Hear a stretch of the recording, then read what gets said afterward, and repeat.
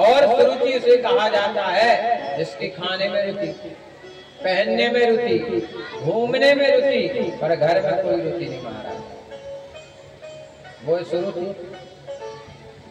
अब पहली जो उनकी पत्नी थी महाराज, जब उसके संतान नहीं हुई तो सुनीति ने कहा स्वामी हो सकता है कि मेरे भाग में संतान ना हो, आप दूसरा विवाह कर लें।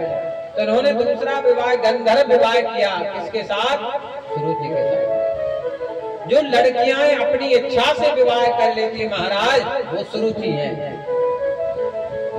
वो क्या है? सुरुचि।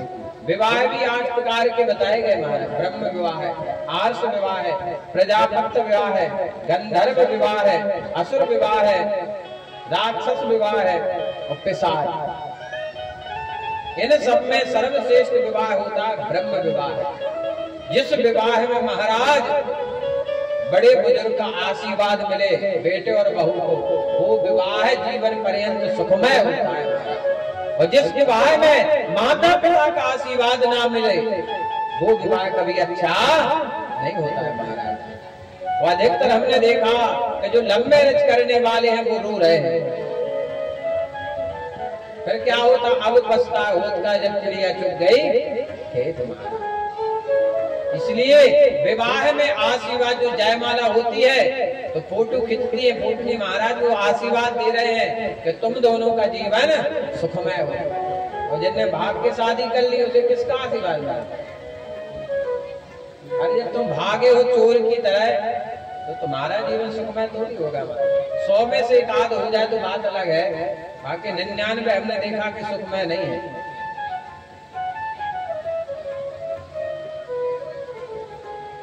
टीकमगढ़ में रहते एक पंडित जी थे, उन्होंने ऐसी शादी की थी, हम नाम नहीं ले रहे, भाप के। आज पत्नी के पास एक भी जेवर नहीं है मंगलसूत्र के अलावा। जेवर चढ़ा ही नहीं है, लव मैरिज में तरह जेवर चढ़ा। अब दूसरों को देख करके वो दोनों में लड़ाई हो रही है। और उस समय तो विवाह करना दिख रहा था, ये नहीं दिख रहा था कि इनके पास क्या है, ये क्या करते हैं, क्या कमाते हैं। और पिताजी ने भी कह दिया तुम्हें जो दिखा है सो तुम कहता। अब परेशान है, लड़ाई झगड़ा हो रहे। अब 5000 रुपया में दुकान पे काम करे, 5000 में खर्चा नहीं चला। जब घर में जब संतान हो जाए, बच्चा हो जाए, तो जितना जो प्यार का भूख चढ़ो अपना मुड़ी पे सब होता है जाता है, सब होता है जाता है। फिर धना मैच दिखाने लगा, फिर नहीं दिखाऊं कि जो लव मैरिज है, फिर लड़ाई झगड़ा होता है। माता पिता की इच्छा से करोगे और दुखी होगे, कोई दिक्कत होगी, वो मदद करेंगे, वो पैसा भेजेंगे पिताजी, लड़के के पिताजी भी देंगे और लड़का के पिताजी भी मदद करेंगे। भाई ऐसे में कोई मदद नहीं करता, क्योंकि बुरे का साथी। तो उन्होंने एक विवाह गंधर्व किया। गंधर्व विवाह उसी भाषा में लव मैरिज कहा जाता है, संस्कृत में गंधर्व। तो सुरुचि आई, और सुरुचि जैसे आई तो उन्होंने कहा कि इस पहली पत्नी को घर से बाहर निकाल दो। पहली पत्नी को घर से बाहर निकाल दिया। फिर भी महाराज राजा उत्तानपाद को पुत्र की प्राप्ति नहीं हुई। यदि घर में पुत्र नहीं हो रहा है महाराज, तो निश्चित रूप से समझ लेना कि आपके पितर आपसे नाराज हैं। कुल की वृद्धि पितरों के आशीर्वाद से होती है। इसलिए जिस प्रकार हम होली मनाते हैं, दीपावली मनाते हैं, जन्माष्टमी मनाते हैं, रामनवमी मनाते, शिवरात्रि मनाते हैं, वैसे ही हमें पितृ पक्ष मनाना चाहिए महाराज। कई लोग कहते हैं बुराए दे, और कई लोगों ने नाम ज्यादा कराए दे, ना जाने कितने लोग जो कराए दे। अच्छा नाम रखो, माता ने हर चट का नाम रखो, क्यों लिखो है? इसका नाम है सही हल षष्ठी। क्या नाम है? हल षष्ठी। इस दिन हल का जुटा हुआ कुछ भी नहीं खाया जाता, और नाम रख दिया हर चट।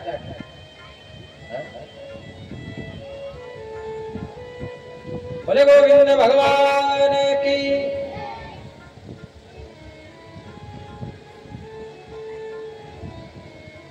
उत्तानपाद महाराज को संतान की प्राप्ति नहीं हुई। बहुत उपाय के महाराज, फिर भी संतान नहीं हुई।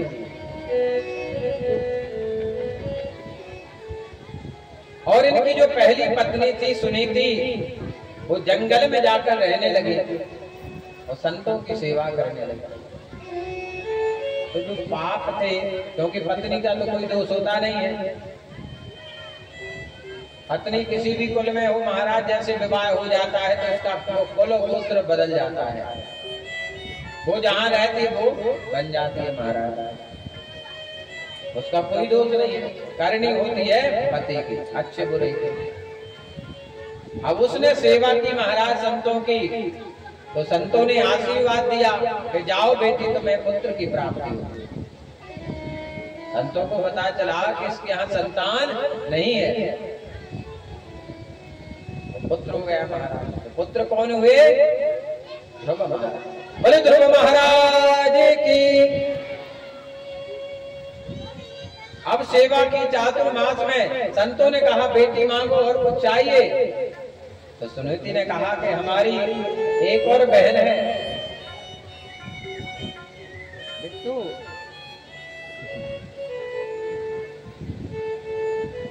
बोले गोविंद भगवान की।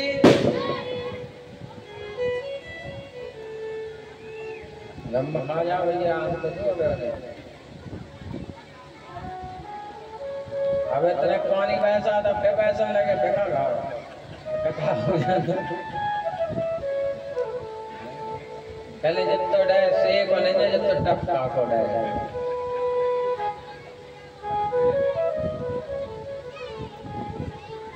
4 महीने सेवा की। देखो ब्राह्मण और संत का आशीर्वाद लेना है तो मौसे नहीं कहा कि महाराज आशीर्वाद दे दो। जिस दिन ब्राह्मण प्रसन्न होकर, संत प्रसन्न होकर आशीर्वाद दे देगा, दोनों हाथ रख देगा। जबरदस्ती नहीं कर चुके हमने कही तुमका महाराज दे दो हाथ, जो नहीं को आशीर्वाद सेवा करके प्रसन्न कर लो और फिर आशीर्वाद मिल जाए तो सफल मनोरथ हो। सुनीति ने सेवा की, संतों ने दिल से कहा मांगो बेटी क्या चाहिए, तुम जो मांगोगी वो मिलेगा। कहा मेरी एक और बहन है, उसके संतान नहीं है, उसके भी हो जाएगी। तो कहा तथास्तु। तो सुनीति को भी एक पुत्र की प्राप्ति हुई। बोले गोविंद भगवान की। एक दिन ध्रुव महाराज अपने पिता से मिलने के लिए गए। पिता से मिलने के लिए गए तो गोदी में बैठना चाहा। उसी समय श्रुति आ जाती है और कहती तुम इस गोदी में बैठने के लायक नहीं हो। ना बत्स नृपते धृष्ण्यम भवानारूढ़ मरहति ना गृहीतो मया यत्वम कुक्षामपि नृपात्मजा। एक शब्द चलता है, कहते हैं सौतेली माँ। क्या कहा जाता है? सौतेली माँ तो माँ होती है, पर सुरुचि माँ ऐसी माँ है कि जैसे ध्रुव जी ने बैठना चाहा पिता की गोदी में, तो ना बस तुम इस गोदी में बैठने के लायक नहीं हो। यदि तुम्हें इस गोदी में बैठना है तो जाओ भगवान का भजन करो, तप करो, साधना करो, प्रार्थना करो कि तुम्हें मेरी कोख से जन्म मिले। और जो मेरी कोख से जन्म लेगा वही इस राज गद्दी का उत्तराधिकारी होगा, गोदी में बैठने का अधिकारी होगा। ध्रुव महाराज रोते रोते आए सिमरन।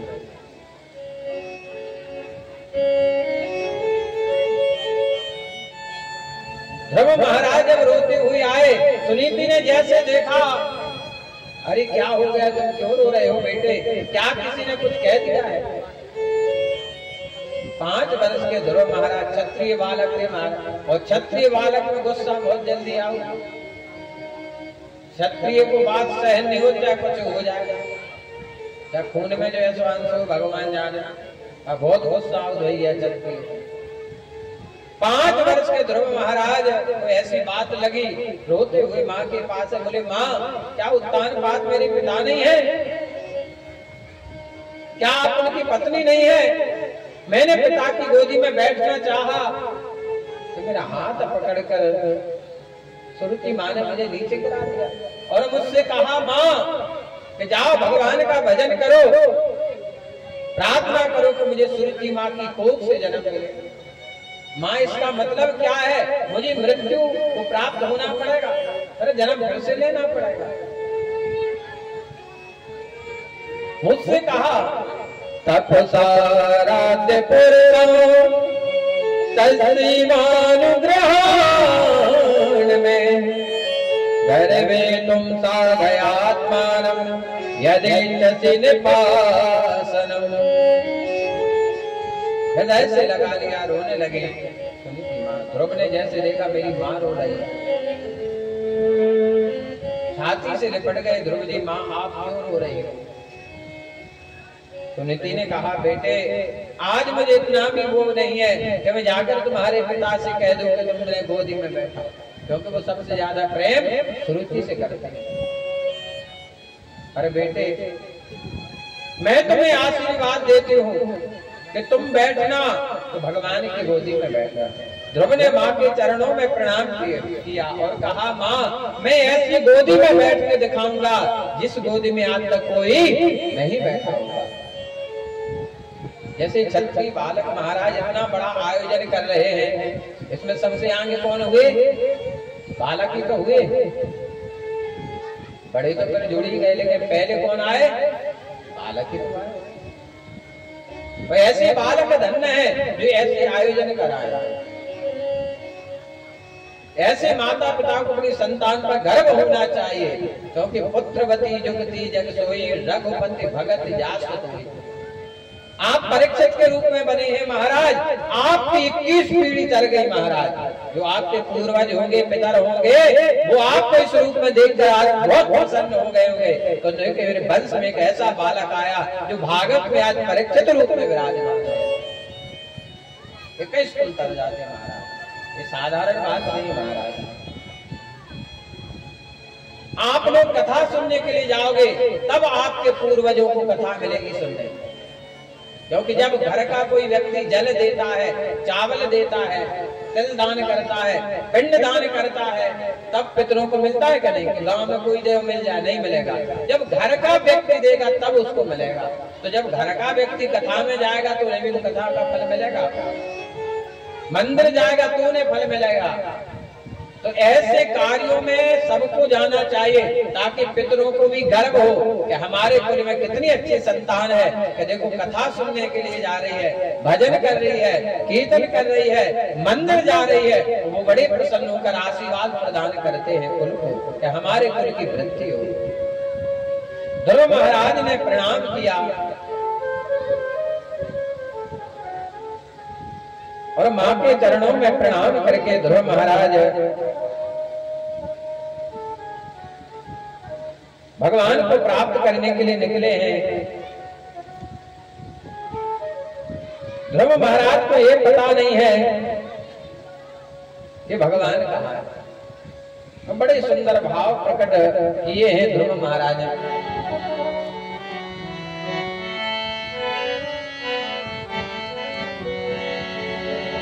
ले लो जन्म कन्हैया दुनिया के हम हार, ले लो जन्म कन्हैया दुनिया के हम हार। नहीं बोलना ठिकाना, नहीं बोलना ठिकाना, फिर तेरे मार मार। जन्म कन्हैया दुनिया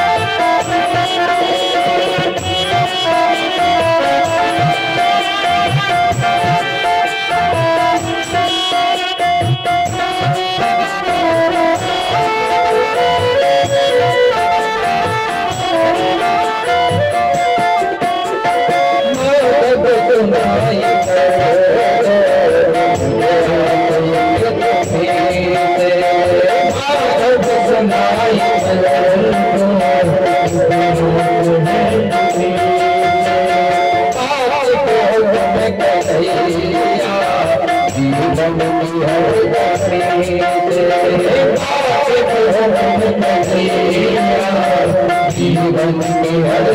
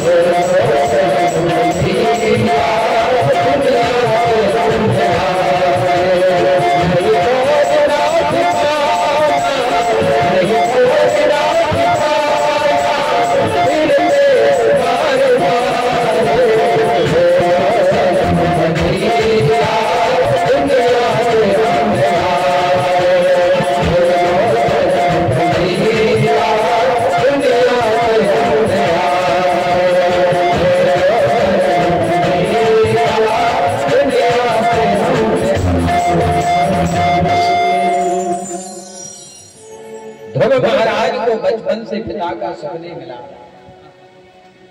महाराज जिसके जीवन में दुख आता है वो जानता है दुख क्या होता है, गरीबी क्या होती है। महाराज आज 5 वर्ष के ध्रुव महाराज भगवान को प्राप्त करने के जा रहे हैं। ले लो शरण कन्हैया दुनिया से हमें। नारद महाराज ने ध्रुव जी को देखा तो नारद जी को देख करके तत्क्षण ध्रुव जी ने प्रणाम किया। ये अच्छे गुण है। यदि आपके संतान बिना आपके कहे संत भगवान ब्राह्मण को प्रणाम कर ले तो समझ लेना पूर्व जन्म में कोई भक्त है। नारद जी ने कहा तथास्तु, तत्क्षण आशीर्वाद। और ब्राह्मण संत महाराज धन के भूखे नहीं होते महाराज, केवल प्रणाम कर लो तत्क्षण वो कहेंगे खुश रहो। नारद जी ने कहा बेटे कहाँ जा रहे हो? कहा भगवान को प्राप्त कर। बोले तुम्हें पता है भगवान कहाँ है? बोले नहीं। बोले फिर? बोले हमें पता नहीं पर उन्हें तो पता है, वो अपने आप अपने स्थान पे बुला लेंगे। जैसे हम टकाउने में कम से कम 4 बार कथा कह गए, हमें पता नहीं था कि जसमऊ के बब्बा भी हैं। सत्य कह रहे हमें पता नहीं था कि कभी आकर हमें यहाँ भी कथा कहनी पड़ेगी। तो हमें लगता है कि बब्बा ने वहां जाकर कथा सुनी होगी। हम इस लायक तो नहीं है कि उन्हें कथा सुनाए, पर थोड़ा बहुत कुछ अच्छा लगा हो तो उन्हें बुला लिया। बोले गोविंद भगवान की। महाराज से नारद जी ने कहा बेटे एक बात बताओ, जंगल में शेर रहते हैं, हाथी रहता है, भालू रहते हैं, हिंसक पशु रहते हैं, बोले सब में भगवान है।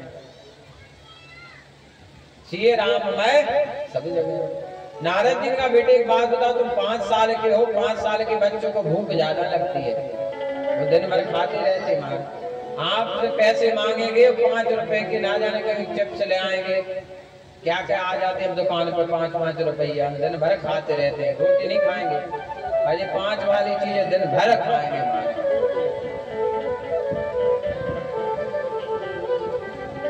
बोले बेटे ये बताओ जंगल में कौन खिलाएगा? तो ध्रुव जी ने उत्तर दिया, जब दांत नहीं तब दूध दियो, और जब दांत दिए कुछ और भी दे। तो माँ के आंचल में दूध तब तक नहीं आता है जब तक एक पुत्र का जन्म न हो। जैसे एक बालक का जन्म हो जाता है अपने आप माँ के आंचल में। दूसरी बात देखो, बच्चा यदि पलना में लेटा है और महाराज वो मुंह चलाने लगे पलने में, तो माँ के आंचल से अपने आप दूध गिरने लगता है। माँ समझ जाती है कि बेटा भूखा है। धन्य भगवान, क्या रचना है भगवान।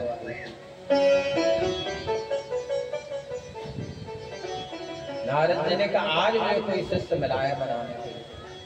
तत्क्षण गुरु मंत्र कान में दिया महाराज नारद ने, बोले ऐसे ही शिष्य चाहिए हमें। कान में मंत्र दिया महाराज, ओम नमो भगवते, कहा जाओ बेटे मेरा आशीर्वाद है तुम्हें भगवान मिलेंगे, और गुरु के वचन मिथ्या नहीं हो सकते हैं महाराज। और जिस शिष्य पर गुरु का आशीर्वाद महाराज वो पीछे मुड़कर नहीं देखता है। गुरु अच्छा मिल जाए जीवन में, एक सत्मार्ग दिखाने वाला। वो आज के समय में तो महाराज गुरु भी बदलने लगे लोग, कई लोग गुरु बदलते थे महाराज, और कई लोग तो गुरु दीक्षा लिए हैं वे मंत्र ही भूल गए। बोले महाराज हमें याद नहीं है, दीक्षा तो हमने ले ली महाराज, मंत्र याद नहीं है। अच्छा जाप भी कबू नहीं करा, अगर याद रहे तो जाप करो तब याद है। इसमें 3 अपराध होते महाराज, गुरु अपराध, मंत्र अपराध, भगवान का अपराध। जीवन बदल जाना चाहिए महाराज गुरु दीक्षा लेने के बाद, अलग जीवन में। मंत्र को लिया और मधुबन में जाकर यमुना के तट पर ध्रुव महाराज ने 5 महीने में भगवान को प्रसन्न कर लिया महाराज। बोलो ध्रुव महाराज की। 5 महीने में भगवान प्रकट हो गए ध्रुव जी के पास। कथा तो बहुत बड़ी है लेकिन हमें जन्म तक पहुंचना है। यदि इसी प्रसंग को सुनाएंगे तो 6 बज जाएंगे। बहुत बड़ा प्रसंग है ध्रुव चरित्र। भगवान ने कहा माँ को वरदान में क्या चाहिए। अब 5 वर्ष के थे, किसी विद्यालय में गए नहीं थे। तो भगवान ने शंख लिया और बालों से स्पर्श कराया। सतम विवक्षन्ते मदद्विदं भरे ज्ञातस्य सर्वस्य चरदवस्थिता कृताञ्जलिं ब्रह्ममयेन कंगुना स्पर्श बालं कृपया कमोरे। गालों से जब शंख स्पर्श कराया महाराज, सुंदर 12 श्लोकों में बड़ी सुंदर भगवान की स्तुति की थी। तो भगवान ने वरदान में इन्हें एक लोक दिया, उस लोक का नाम है ध्रुव लोक। बोले ध्रुव महाराज की। और ध्रुव महाराज आज भी अमर है महाराज। आज जब विवाह होता है तो ध्रुव तारा के दर्शन कराए जाते हैं, पर आजकल की पीढ़ी को तो हो ही नहीं रहे। अच्छा इतने जने सब इतने बैठे, सबके ब्याह हो गए। ईमानदारी से बताई जो तो ध्रुव जी के दर्शन की ने कहीं ब्याह हो। 10 बहू के बब्बा बैठी, झूठ नहीं बोली बिल्कुल। तो माँ भाव ही नहीं है बता देखिए हमने नहीं कहा जब ब्याह हुई में तो कराओ, जब पहुंचे तो होते था।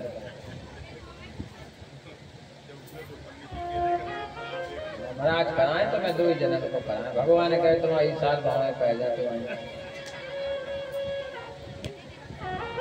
सफल मनोरथ हो तुम्हारे।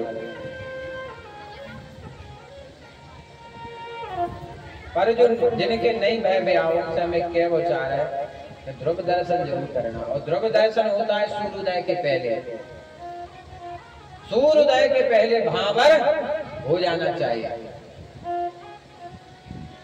बोले गोविंद भगवान की। अगर सूर्य के दर्शन हो गए तो मैं जाना क्या हुई है, तो तेज आज में लड़ाई झगड़ा हुई है, मैं गारंटी नहीं है। समय ब्रह्म मुहूर्त में भावर होना चाहिए 3:30 बजे से। वैसे हम कहीं विवाह पढ़ने नहीं जाते हैं, 2, 4, 5 साल में किसी में चले गए तो जाते हैं। आपके गांव में 2 जन के ब्याह में गए, ब्याह पे एक पड़ो 2 जन के में तो गए। बोले गोविंद भगवान की तुम पढ़ो तो गजे के में गए थे, तुम्हारी तो नहीं वो लड़ाई हुई।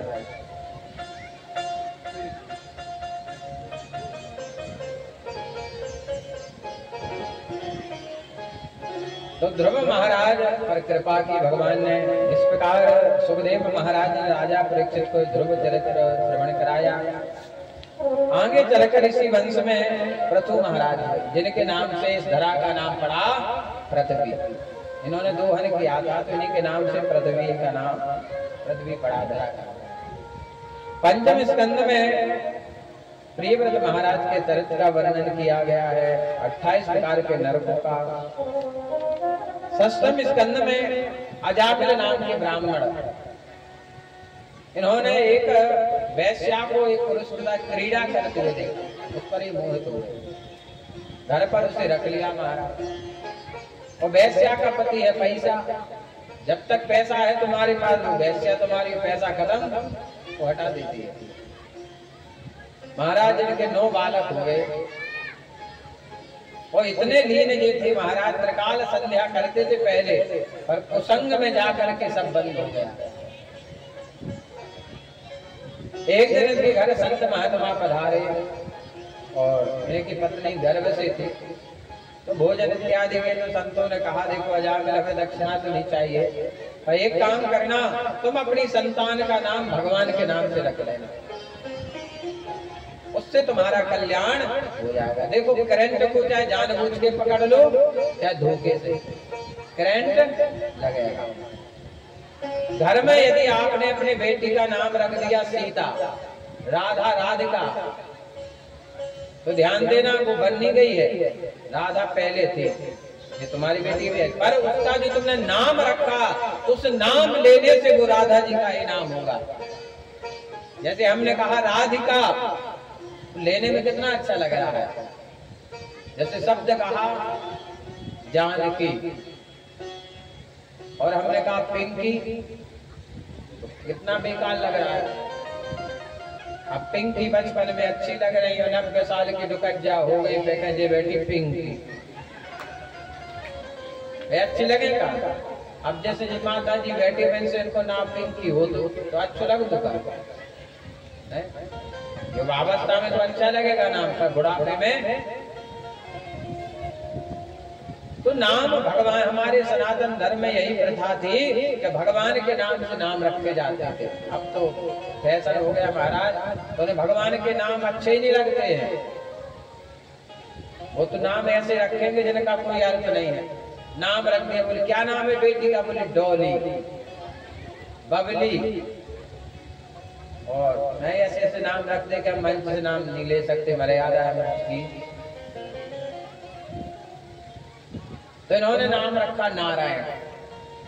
अच्छा, घर में जो बड़ा बेटा हो उसमें सबसे ज्यादा लाड प्यार माँ का होता है, जो घर में छोटा हो उस पर पिता का होता है, और जो बीच के उनमें भगवान की कृपा होती है। छोटे बेटे पर ज्यादा लाड प्यार, नारायण नारायण नारायण नारायण कहते।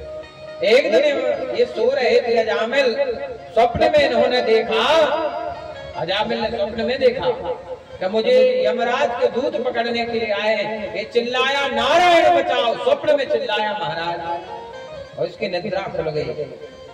भगवान के पार्षद से बचाने के लिए आए महाराज। उसी दिन से अजामिल का जीवन बदल गया और अजामिल ने हरिद्वार में जाकर भगवान का भजन किया, मोक्ष को प्राप्त किया। बोले बाबा के हरिलाल की। सप्तम स्कंद में प्रहलाद महाराज के चरित्र का वर्णन आया है। हिरण्यकश्यप के पुत्र थे प्रहलाद महाराज। जब भगवान ने बराह अवतार लिया तो हिरण्याक्ष का वध कर दिया था, तो हिरण्यकश्यप को बड़ा क्रोध आया और भगवान से बदला लेने के लिए इसने मंदराचल पर्वत पर तप किया। और ब्रह्मा जी जब प्रसन्न हुए तो ब्रह्मा जी ने कहा राजन वरदान मांगो, क्या चाहिए? हिरण्यकश्यप कहने लगा कि आप मुझे अमर कर दें। ब्रह्मा जी बोले ये वरदान तो हमें स्वयं नहीं है, तुम तुम्हें कैसे कर दे? जिसका जन्म हुआ उसकी मृत्यु भी निश्चित है, और कुछ मांग लो। तो उसने वरदान में क्या मांगा? नान्तरवर दिवानक मन्यसुमादपि चायुधे ना भूमौ न मरे मृत्युर ना नरे ना मृगये। ना धरती पर, ना आकाश में, ना घर के अंदर, ना घर के बाहर, ना अस्त्र से, ना शस्त्र से, ना मानव से, ना दानव से, ना पशु से, ना जीव जंतु से, ना 12 महीने में। और यहाँ तक वरदान में मांगा कि ब्रह्मा जी ने जिसको बनाया उसके द्वारा मेरी मृत्यु ना हो। ब्रह्मा जी ने कहा तथास्तु। ये वरदान जैसे लेके आया तो सबसे पहले इसने क्या किया? जहाँ से भगवान को ताकत मिलती है, सनातन धर्म यज्ञों से वो बंद करा दिया, ब्राह्मणों से पूजा बंद करा दी। यदा देवेषु वेदेषु गोषु विप्रेषु साधुषु धर्मे मयि च विद्वेषा सवा आसु विनश्यति। ये सनातन धर्म की जड़ है महाराज। हम लोग कहते हैं सनातन धर्म की